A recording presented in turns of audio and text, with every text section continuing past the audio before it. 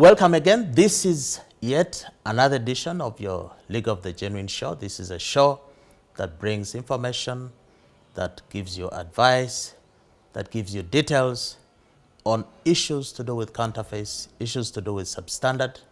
Remember, if you've just joined us, we are the only show on the planet that deals with this issue, and we think that our very existence, our very survival in all aspects is being affected by the high amount of counterfeits, the incredible amount of counterfeits and fakes on the market. This is a show with a difference because, as you can see, we are not in our usual studios. We are in Mbale.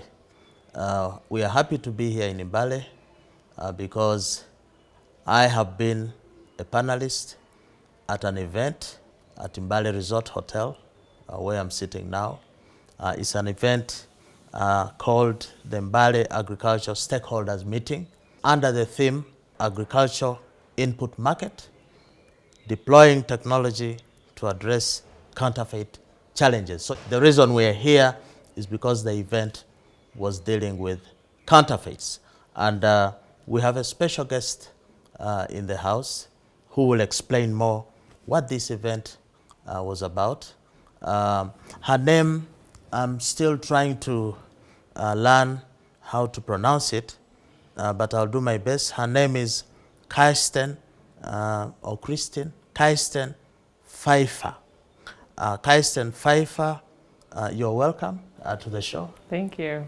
I see here you are the Deputy Chief of Party. So, Deputy Chief of Party. Here in Uganda, we are used to parties being political parties, NOP, NRM. So, you have a political party here, or?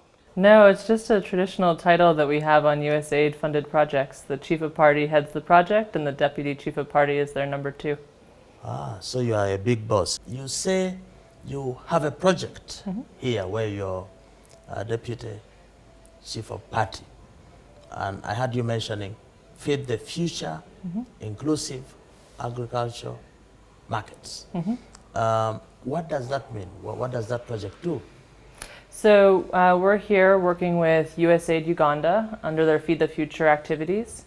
Feed the Future Inclusive Agricultural Markets activity, or FtF-IAM as we call it, is an agricultural market systems project. So it's an economic growth project for Uganda. And we work in 4 different regions of the country to help farmers, agribusinesses, the government, to improve the way the agricultural systems work and how they work for the poor. So this program has been in Uganda for how long? A little over a year, close to a year and a half now. Yeah, we were impacted a bit by COVID, but we've geared up in the last 8 months, 9 months, and so we're having some really great partnerships here on the ground. I saw at the workshop there were many stakeholders, agro input dealers, officials from the local governments in this region and other regions. I saw officials from the Ministry of Agriculture. So, is it a strategy of AIM to bring stakeholders together, or you only targeting to deal with specific stakeholders? No, we think that these types of events are really critical so that people learn from each other, so they form relationships, even if we're not directly partnering with them. I think today's event was a perfect example. You bring together stakeholders like the Anti-Counterfeit Network, the government, our own USAID partners here, and you come up with some really interesting conversations and ideas so that people know. I mean, I think that there was one district government official who said today that they weren't aware of the Anti-Counterfeit Network, so you might be getting some phone calls about some counterfeit inputs pretty soon. So it's that kind of thing. But today's event was really a launch event for our project in the region. We have 3 regional offices, and this is the second event that we've done. So we did our first regional event up in Gulu. We focused on that event on a theme around business advisory and investment, which was really something that people wanted to learn about and we thought was very critical in the north. we decided to host this event with a theme around inputs. Mbale is a really large trading hub for inputs, and it's a really critical topic for us to address counterfeit inputs, because if we don't address the counterfeits, then all the work we do to try to convince people to use improved inputs will not be successful, because they might get counterfeits and then not trust us and say, well, why should we believe you? You're encouraging us to use products that aren't working. So for somebody who didn't attend the event, just walk them through the objective of the event and whether you feel that objective was achieved today.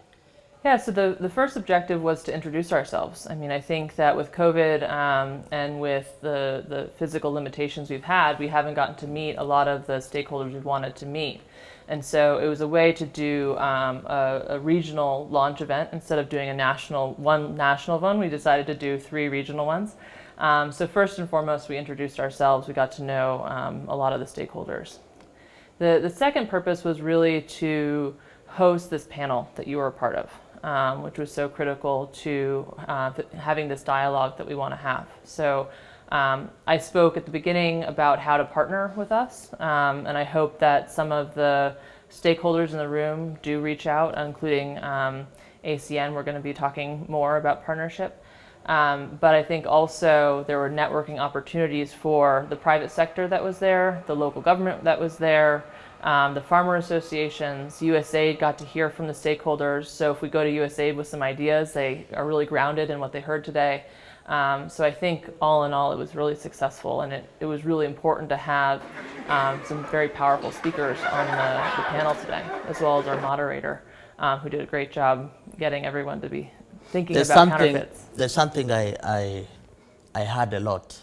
The head of team, you said, yourself, and chief of party, there is a notion that you have introduced of co-investment, which is different from maybe what we have seen a lot, which is 100% support or donation or grant. What is the thinking behind this requirement for anybody out there who might have an idea and they can come to USAID and get support? What's the thinking for co-investment? Why have you moved away from supporting 100%? So I think this trend has been happening. It's not a brand new thing. I think over time we've asked for a greater cost share from our partners.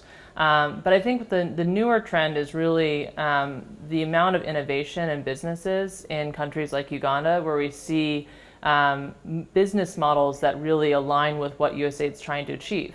And so for every dollar that USAID is able to invest in this project, we want to be able to see as much returns as possible. I mean, we're working with US taxpayer dollars. So for one, we want to see the greatest impact for those funds. But also sustainability is really critical. So if you're not working with the people who are in the position to do the business or to do the collaboration or advocacy in the long run, you're not working with the people who are going to keep doing this. And so with the private sector, we're looking at models that are sustainable from a commercial sense. Are you proving to your own investors that these new models are profitable? Profit's not a bad word. I mean, we want profit to help both the businesses but also the farmers. So we do a lot to understand what are these new technologies we're trying to bring in, and are they profitable? With the government, we're also trying to work with them on their objectives. So government has its own objectives. We're trying to find where those alignments are. We heard today that the government does have strong objectives when it comes to agricultural inputs and quality inputs. They obviously face a lot of challenges. It's a huge market. Somebody said today, I don't know if this fact is correct, but 80% of some of these agricultural inputs are fake. So I think our work with both the government of Uganda, we work with the Ministry of Agriculture, we work with the Uganda National Standards Bureau, we work with National Agricultural Research Organization on seed and research around seed supply. So those partnerships are really critical to us to have both the enabling environment in the government side as well as the private sector side that we work with. Side, yeah. So there is a thinking that, a lot of the development partners got it wrong, maybe in the past. where there was probably a belief that Africa could develop and grow out of the position it is with aid. But these days there's a lot of talk about Africa needs trade, not aid. What's your comment on that? I think it definitely needs trade. I think trade is one of our key objectives. I think that the reality is the cost of capital here is really high. The risk profile of many of the companies here is still very high. The collateral requirements that banks have for a simple loan, 100% match for any loan for most businesses. These are types of challenges that an average business faces that makes it really challenging for you to say, without any support, all of these things can happen. So I think we both sides have to be honest. Have we always gotten it right? No. There's plenty of cases of donors not getting it right. I think that we've also done a lot of great work. One of the things we try to do is be a little bit invisible. So we don't want to advertise if we have a company that's introducing... You want to hide? Sometimes we do want to hide. When you're doing something good. Because, if a farmer sees that this company is getting USAID funding, they might think, oh, I don't have to repay that loan. Or they'll think it's free money. Yeah, or, I don't have to take them seriously. Or, they're only doing this because the government of the U.S. is supporting them. So we want them to believe that this is a business model, because it is. That's what we're trying to fund. We're an investor in it. So that's what we mean by co-investment. And sometimes you might not even know what donor funds have helped to achieve. But I do think that we're only one part of the solution. I think there are a lot of really amazing solutions coming out of Africa, and that's driving capital to stay in the country, to return to the country, for people to come back. So I think that you also can't expect that we're the solution. We can't even think of ourselves as the only solution. And really, we're just a catalyst. We're there to help. We're help to de-risk, or to really bring in some new ideas sometimes, or help bring an idea from one country to another. But we're really not the solution. So you have to manage our expectations that the solution just supplementing. is the solutions are going to come from Ugandans in Uganda. You had many participants speak at the event. Some farmers. There was a gentleman from, I think, Mbale, and he was saying he had attended so many workshops and trainings for 7 years, and every time it was talk, talk, talk, and no action. What is this project going to do differently from the talk, talk, talk to action? In other words, what are the action areas going forward after today? So I would split them into a policy side or a communication side. We talked a little bit about communication campaigns and making sure that we're increasing awareness. So there's a side that's not involved in the private sector where we can collaborate with the government. I think some of the things that I've heard today that were really exciting were commitments by the government to introduce new technologies on traceability, especially technologies that are at least very difficult for counterfeiters to copy. Yes. On the private sector side, we're really focused on the distribution channels for inputs. So how do you get the input into the hands of a small farmer living in a very remote place? How do we make sure that that's not happening only through the informal sector or with paper records? What we're using is models that have been tested in many different ways. And so we see these models that are starting to work, but they're not the norm yet, right? You have some models working, but they haven't taken over what Uganda input systems use. So if we can have companies like today, we had iProcure on the panel. They've been working. Kenya. It started in Kenya. They're working in East Africa. And they're helping an input dealer both sell to the farmer, but also buy from, say, 5 or 6 different reputable suppliers of agrochemicals or other inputs or equipment, from John Deere to seeds to agrochemicals. So if you have a platform and a device, a handheld device where the input dealer can help to order supplies, it helps them with their cash flow, it helps them with financing for their clients, and it helps them with the traceability to make sure that they're ordering directly from registered quality dealers that we can actually go back to and say, maybe if there's a bad product, there's actually somebody there.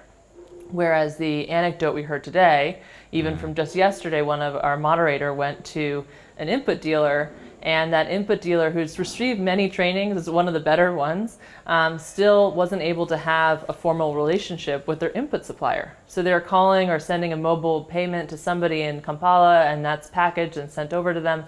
And so they don't know for sure if those are quality inputs.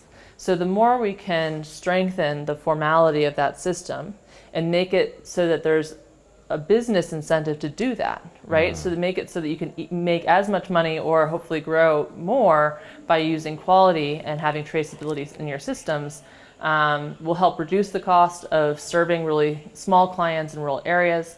And it'll also, in the same time, help with the traceability around inputs. The track and trace. Track and trace. Yeah, one of the challenges that we know at the Anti-Counterfeit Network is that there is a very small uptake of agro inputs like fertilizers in Uganda. I think we're doing maybe 50,000 tons compared to Kenya, which is doing maybe 10 times more. Does IAM aim to improve on the uptake and access to inorganic or organic fertilizers to help boost agriculture, seeing as you target a lot the youth, 40% of the projects, the project should have 40% youth, 60% women. What are you doing to help in the realization of the Ugandan farmer that actually you need fertilizers? Or are we just fertile enough, we don't need fertilizers? No, you need fertilizers, a combination. You need to manage your soil fertility as well. When you think about an individual farmer and how much money they would have to spend on that fertilizer and seeds and improved inputs, it's almost like spending your entire asset base, risking your entire bank account every year. And I don't know, I've never done that. I've never had to risk my entire bank account every season. So when you say to a farmer, go and spend this much money on fertilizer, they need to make sure that it actually returns a higher yield. So it has to be the right fertilizer for what they're growing. They have to make sure that they can store what they grow. All of a sudden they get a lot more production. If they don't have someone to take it and sell it to, they might not store it properly. So the market there is also really critical. They also might not have enough money to buy everything that they need. So what I say is that they're all linked. And one of the things that Uganda is really a little bit behind in and needs to do more of is target higher value markets.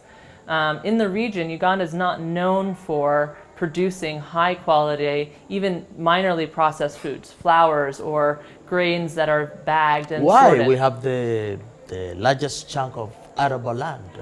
I think in East Africa we have almost half. We have the best weather. You enjoy the weather here, I'm sure. How is it that these soils, this nice weather, does not produce good products? I think it's a lot of different factors, but I think one of the things you see is short-term relationships that benefit some people. They make high margins because they have access to information that other people don't have. So if you're trading in grains, and you can make a high margin by buying from a farmer at a very low price and selling to a market, you might get away with it. You might get away with putting in bad quality into your bags. And so there's that short-term thinking. There's also a lack of education about consumer awareness, as you know very well, on the product side. So if people aren't willing to pay for quality, then what's the incentive for somebody to invest in better equipment, to invest in training people, to invest in quality management, to aggregate grains in the right spot, or aggregate fruits and vegetables with cold storage? There isn't the price margin to pay for that. Food here is not particularly expensive. It's actually quite cheap. So you have a lot of volume out there. So if you're not finding those markets that can pay for quality, then there aren't the margins to invest in. So I think that part of it is reputation, norms. It has to do with longer term relationships and being able to abide by them, and working with and rewarding the people who are doing that, and trying to allow the companies that aren't doing that to die out over time, you know, or they see the competition, they step up and they you know, subscribe to a higher quality. But until companies at large are investing in that and consumers are willing to pay for it, you don't have the right mix to get the margin. So to what extent are fakes, counterfeits in the agro input industry affecting the low demand for our products? Do you think they are playing a role in not producing quality? I think it's huge because I think, you know, you might bring in a new buyer and maybe that buyer is willing to take a risk on this cooperative farming group. And that farming group decides, okay, this year I'm going to invest more in these inputs. I'm going to spend this money on improved seed. And then you find out later that that seed dealer bought 1 bag of good seed and mixed it with 4 bags of bad seed, yeah. And it doesn't perform. And so that farmer is probably set back till next season, doesn't have as much money to invest, and is also not going to believe you the next time around. So you're eroding trust over and over again every time you try to bring in somebody to say, look at this pretty demo site. If you buy this grade of maize seed, you're gonna get these yields. And then they go out and do it, and if they don't get quality, then you're just eroding that trust, and they're not going to want to invest their savings in that. We've just had a problem with Kenya. I'm sure you've been here long enough to know that our maize was rejected because of aflatoxins. Maize, I think eggs and other products.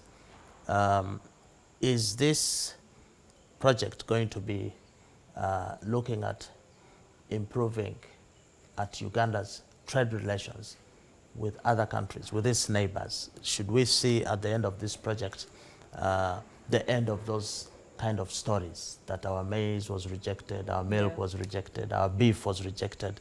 Is this something you're looking at to help our trade relations? I hope it was a wake-up call. I mean, I'm not going to say they deserve it, but I hope it's a wake-up call, because there are aflatoxins in some of the maize. And if you want the buyers to start investing in these things that we're talking about, they need to understand the consequences of not doing that, right? And so on one hand, you know, you hate to see that happen, but on the other, that gives you an incentive to say to these millers, go work with the Bureau of Standards on getting your certification mark. Go work with your farmers on improving quality and invest in aggregation. So I hope it's an incentive. I hope it really rewards those. Helps us to clean up. Yeah, because I think a lot of countries have had those shocks, right? And shocks like that can help to change behaviors. Our next event actually in Kasese is going to be looking a lot at quality, especially around the grains and oil seeds. We're going to be talking to processors. We're going to have UNBS there. So it's a big part of what we're doing this year as well. And they're linked, because the best processors who are investing in their supply chain, guess what? They're also collaborating with the best input dealers and with cooperatives that are producing quality declared seed, for example. So those are the models that are the most interesting. And almost all of them also are investing in some kind of digital solution. So they have digital records of farmers who are performing well. So you can reward those that are performing well, build that trust as opposed to eroding it. So it's really not just about the processor, but it's the processor understanding that they have an incentive to change, that the market's moving in a certain direction, that they should be not trying to skirt the rules, but they're going to try to actually abide by them. And then you see it linked into the input market, because now you have an incentive for the farmers to produce for this better market, this market that's more secure because they're able to deliver quality, and a market that now has access to more markets because they can meet quality standards around the region or abroad. So I think it's a catalyst. And so we're working on both sides of it, not just on the input side, but also on the market side. The market side. And so much of quality standards, so much of quality standards has to do with what the farmer produces from the field, especially when you start looking at horticulture. We mentioned earlier that Europe is a big market for horticulture. The global gap starts with what are the farmers putting on their fields. So if they can't monitor that, they can't show that they're quality inputs, you're not going to be able to sell things like vegetables to Europe. So you mean we also have issues with the Ugandan flowers?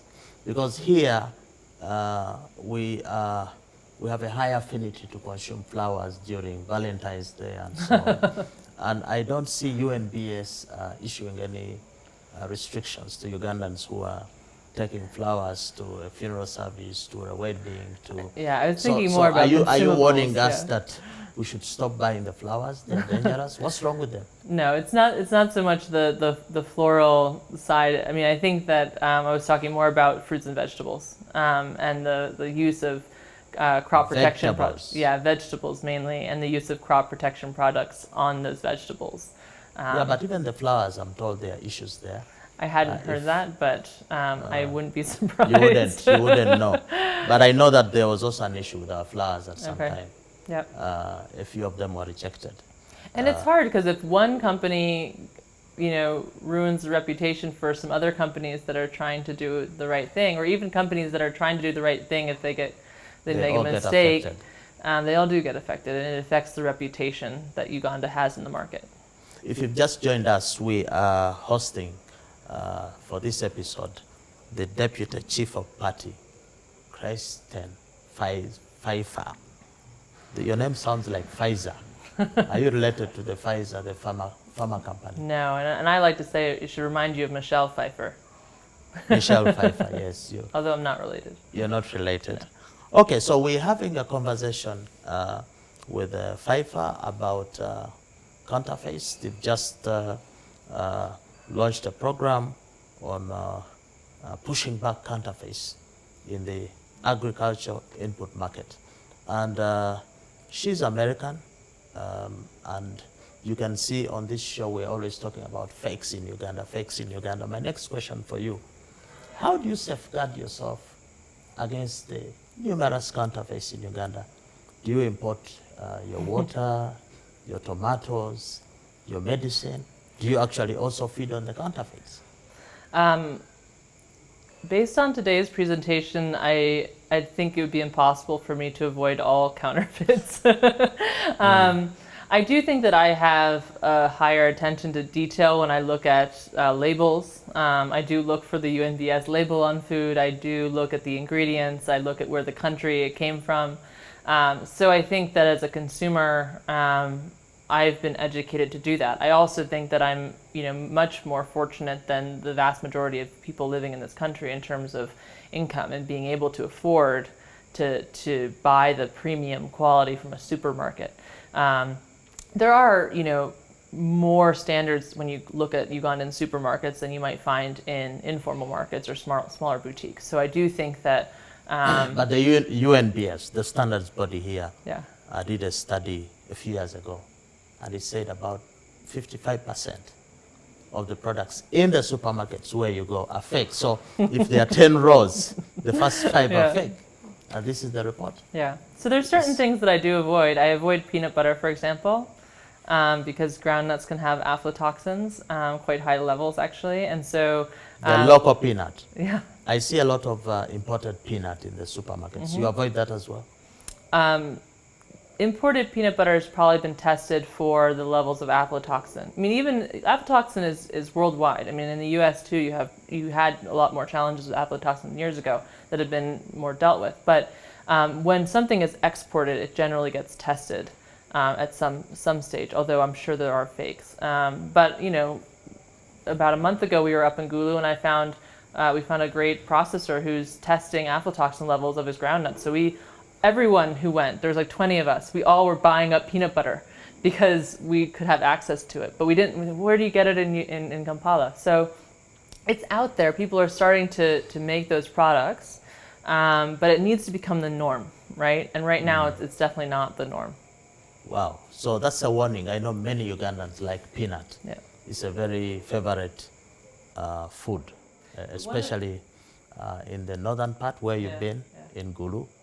But Or the our sauces. the simsim, the groundnut, we're doing some work with the Cancer Institute, and the director there on a visit a few weeks ago was telling us they have a lot of cases of liver cancer from northern Uganda. And when I asked the reason, he said because of peanut butter, the simsim and so on, they eat it a lot. So you out there who is enjoying your meal, I know it's dinner time now for some of you, if you're taking peanut butter or groundnut sauce, you need to watch out. And we even have issues here because a lot of the groundnut paste is made in the markets, ground with some machine. and those machines leave a few pieces of metal. So you could actually be eating groundnut cocktail with some metal in there. It's quite scary. But let's get back to IAM and what you are doing to push back counterfeits in the agro input. I saw you mention that you're going to have youth internship programs. How is this internship program going to help in the unemployment situation we have is so high, a lot of youth who are unemployed. We have a big challenge. The youth are leaving the villages, a lot of idle land. Uganda, I think, is one of the few countries where somebody will take you to their farm and it's just a bush, it's idle. Nothing is growing. All the youth are in the towns riding border borders and doing petty jobs. How is this internship program helping in addressing those two societal problems, the employment issue and the migration to the towns? So most of them are actually what we call agents. So not so much the traditional internship, what you think, but we're working with... Does it create jobs? Yeah, or make people job seekers, or it makes them job creators? No, they're creating jobs because they're basically saying to youth in the village or who are working with cooperatives or who need the inputs, you can go out and train the farmers on how to use our product, and you can sell our products, and there's different models, right? They can actually buy the product and sell it. They can get a commission just on sales. They can use different technology platforms. So this idea of an agent model where a company decides to not necessarily invest in brick and mortar shops. It's the same thing with finance. We're seeing less brick and mortar because some of these places are really remote and difficult to get to. And so what these input companies are doing is investing in technology to link them to retailers who are not the traditional brick and mortar retailers, but are mobile, right? They're out there in the village. They can place orders. They can sometimes get financing especially after establishing a certain amount of sales. So it's offering youth a way to say, here's some products. We're trying to expand sales of these products. You come and help us do that. We'll train you on good agricultural practices. We'll train you on the best way to use these inputs. And then you can go out and not just sell them, but also build the capacity of farmers on how to use them. So what we call that an embedded service. You're not just buying a product, but you're getting an agent who actually knows your farm, knows whether or not it's working, and then based upon having records of what the sales were, you can see where was it performing well. You can go back out and interview farmers that use certain products to see what they liked about it, what they didn't like about it. So we have 3 or 4 different partners right now who are already investing in different types of these models. We had Brock Seed today. We have a really interesting youth-led company called Oasis. They're going into Karamoja. I mean, Karamoja is a region where people didn't look at that as a market, and as much as just a place where people go and help people with aid. We're really working with this company to say, okay, Karamoja can produce and it can be a market for inputs. So these agents are able to expand the reach of retail networks while also offering employment to youth. Uganda is a country that does a lot of importation of most of its consumer products. And most of these products come from Southeast Asia, China, India. That region actually manufactures about 70–80% of the world's counterfeits. So how is IAM planning to deal with the threat of the counterfeits from China and so on into the region, which counterfeits may derail your program? How are you planning to deal with that threat?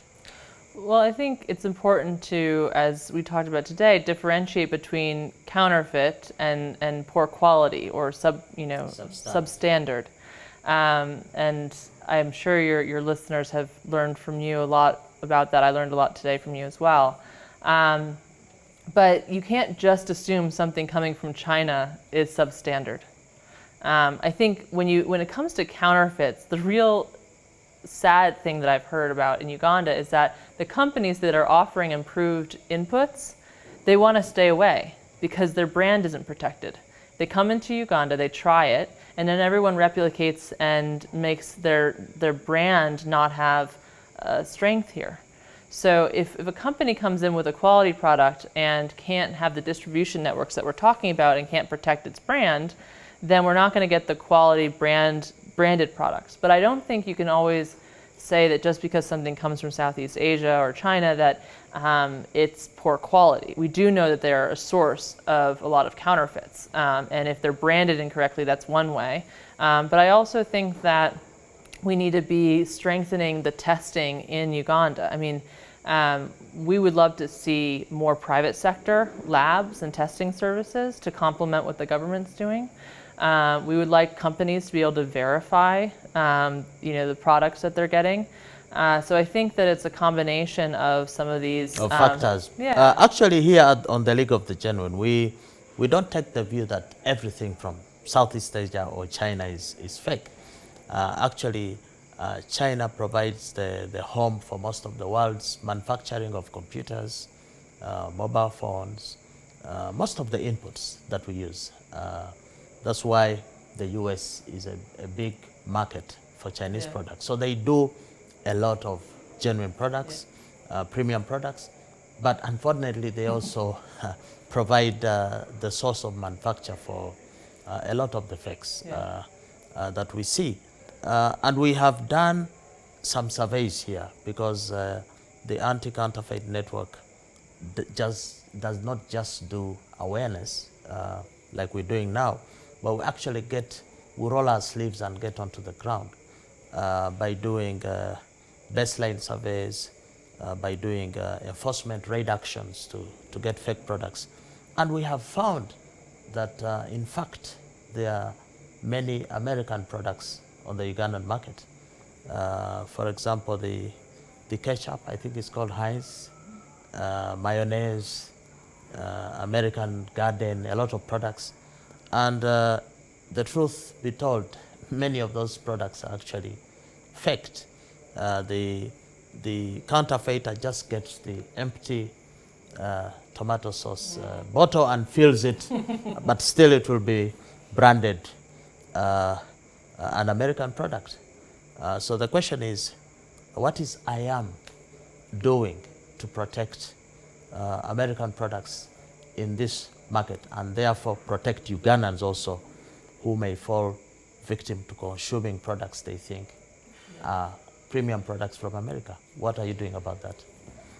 I would say that one, protecting American brands is not one of our direct objectives, but I do think that working with agencies like UNBS to build their own capacity and build their systems and build their technologies is going to help do that, right? So I think that just because we're working with them, mostly focused on production of agro-processed foods in Uganda, their ability to test and monitor these things, the ability of companies to, to have those systems in place will help. You're part of the USAID, United States Agency for International Development. So development would include protecting American products, I guess. Probably another project is handling it's actually, it's not something that I think the consulate and the American Chamber of Commerce are very active in that area. And we do collaborate with them. But as I said, I think most of our focus here has been on economic opportunities for Ugandans. But we have seen companies like Heinz come into places to help with their supply chains, to invest in that processing. And so if they can do that, they need to make sure that the processing meets a certain standard. So if you really want Heinz products on the market, for example, you're better off having regionally at least produced Heinz products that meet their standards. At a personal level, as a woman, as a mother, have you had an encounter, an experience with counterfeits, here or in America? I don't know that I know whether I had one or not. And why I'm asking that, we had a guest of the month, a diplomat, a Ugandan diplomat, and he told us that his American friend gave him a gift of an expensive watch, Philippe Patek or something, costing in the thousands of dollars. and it was a fake product from America. So I imagine it's not impossible to imagine that you have also had an experience. Yeah, I mean, the thing is, when you look at products on Amazon, for example, you read the reviews oftentimes, and some of them will say, don't order from this because, the one I got was totally fake.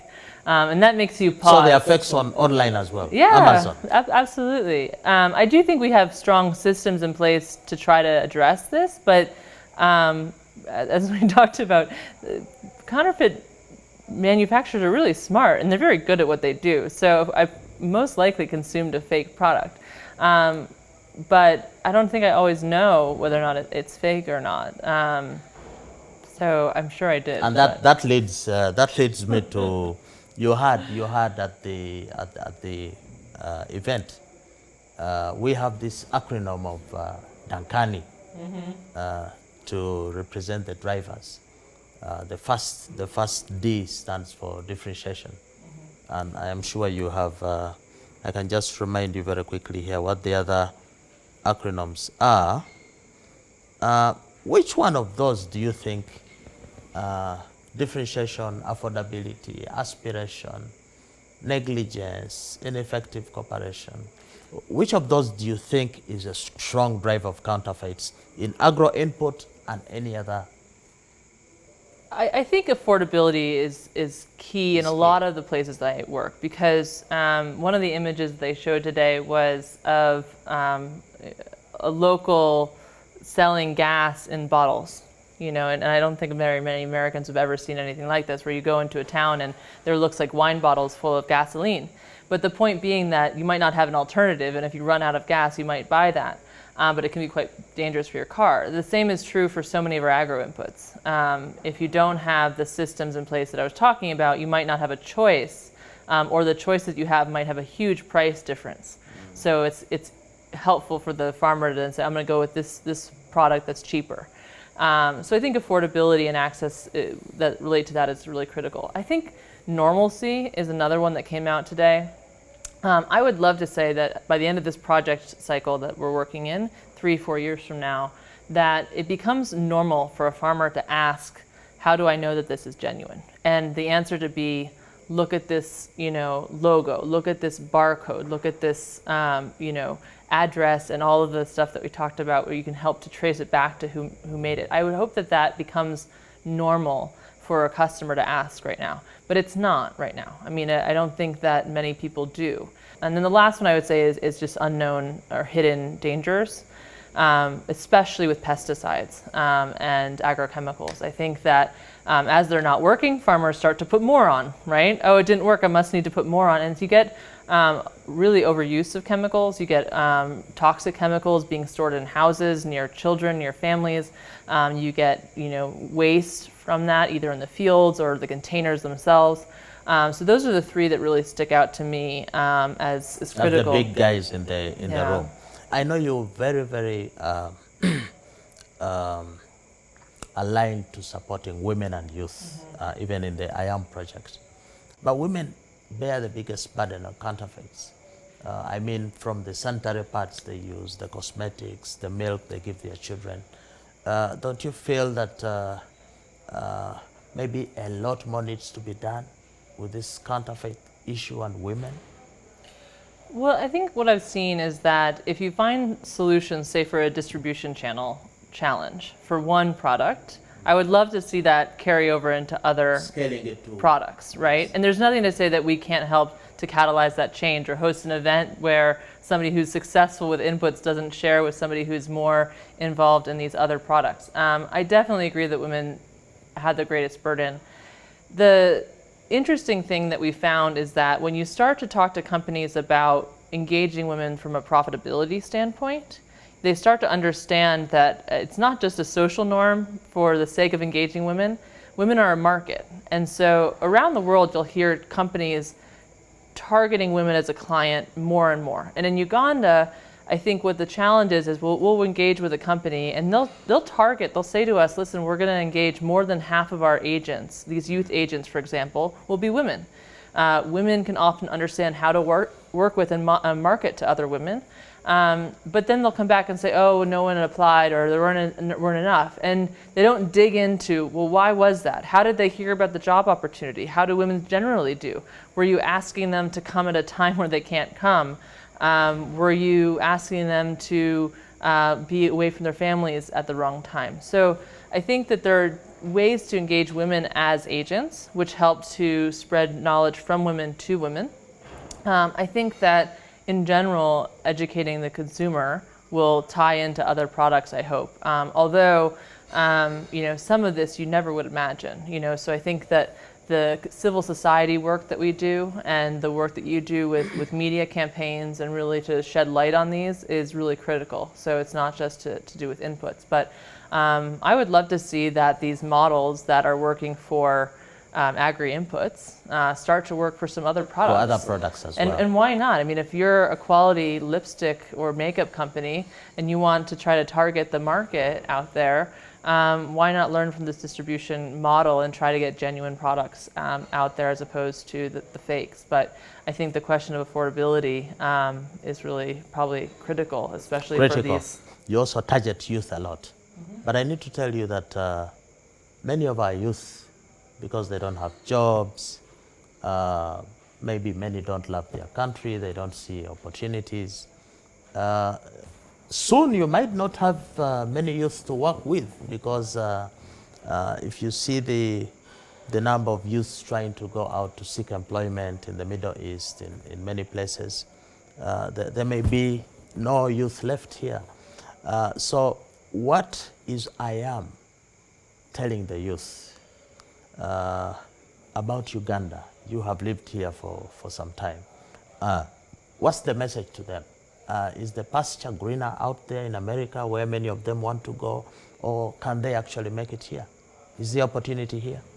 I think there's a lot of opportunity here. I think that oftentimes agriculture is only associated with production.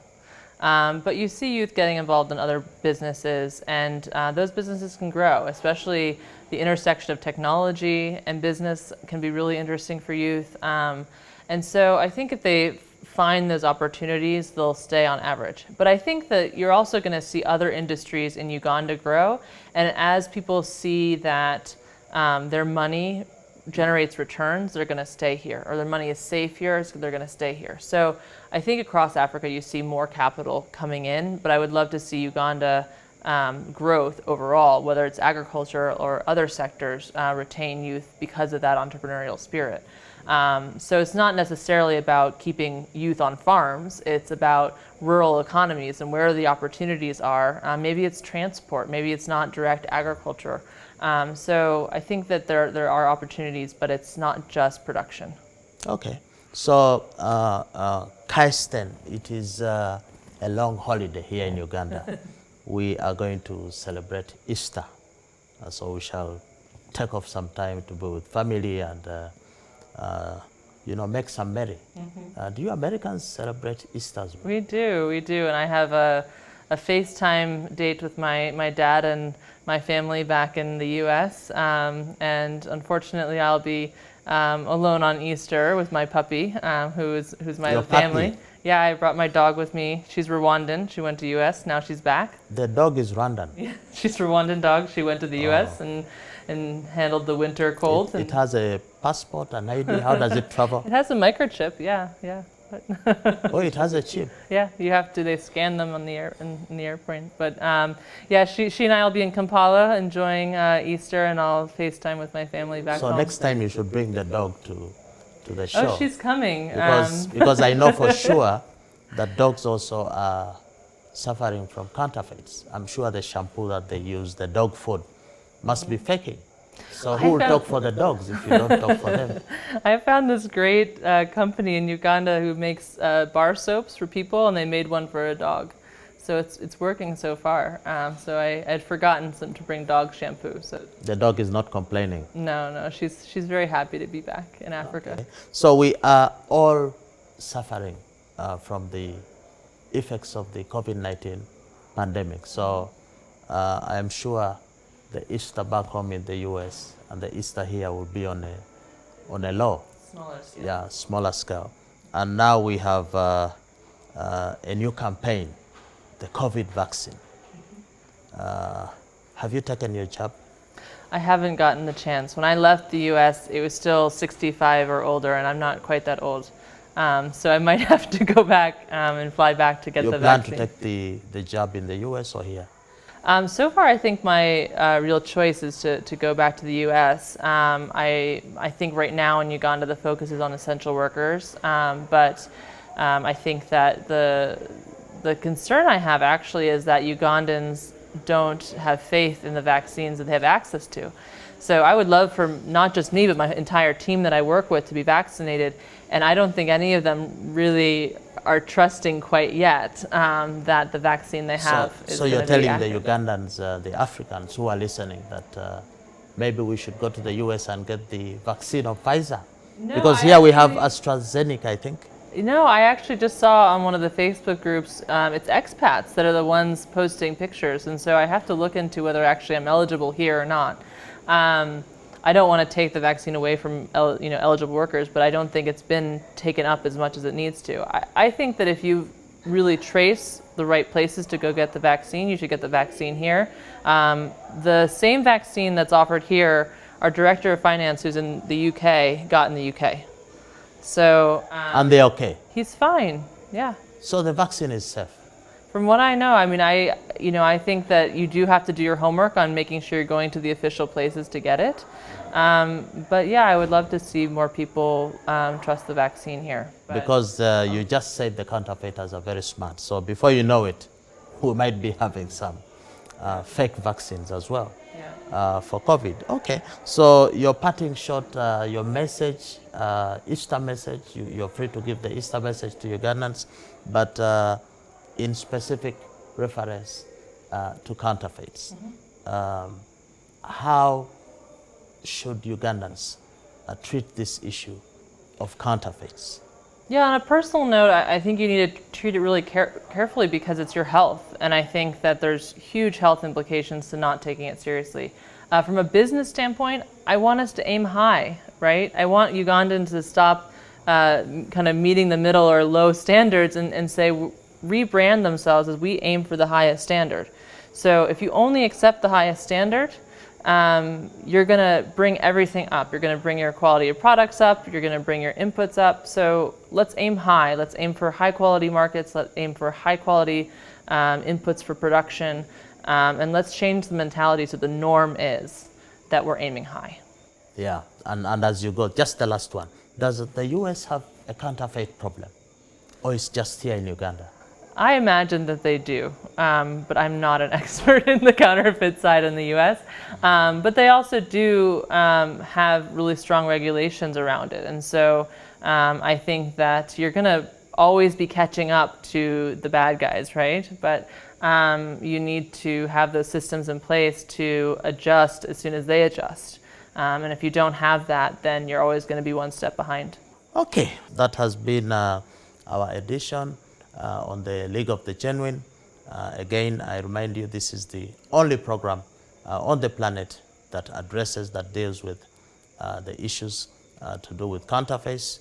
Today we've hosted the program here in Mbale, where I have been a panelist on a program that is supported by the USAID Feed the Future, Inclusive Agricultural Markets. And the particular focus that we're talking about was pushing counterfeits back in the agro input sector, using technology, using awareness, using participatory approach of all the stakeholders. So to discuss with me was the Deputy Chief of Party, Kirsten Pfeiffer, an American who now lives in Uganda. She says she loves Uganda. She enjoys Uganda. For those of you who want to leave Uganda, you are missing out. People come here and say this is a beautiful place, but we don't know it until we go elsewhere. Again, this is your show. This is a consumer show. So we appreciate the fact that you spare the time to watch us. We appreciate the fact that you are always clicking on the like button. you are always clicking on the share. Don't forget to subscribe because the more, the merrier. And until then, bye for now and happy Easter holidays.